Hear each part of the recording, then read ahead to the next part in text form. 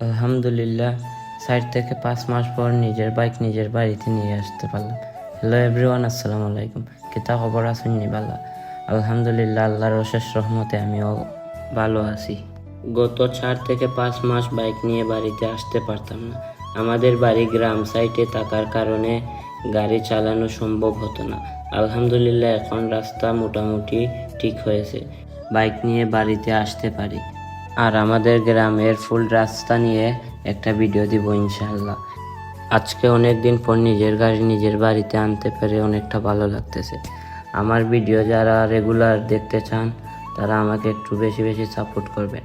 আমার ফেসবুক পেজটি ফলো করে দেবেন, ইউটিউব চ্যানেলটা সাবস্ক্রাইব করে দেবেন। ইনশাআল্লাহ রেগুলার ভিডিও দেওয়ার চেষ্টা করব। আমার ভিডিও যারা যারা ভালো লাগে সবাই একটু কমেন্ট করবেন। আজকের ভিডিওটা এই পর্যন্তই। সবাই ভালো থাকবেন, সুস্থ থাকবেন।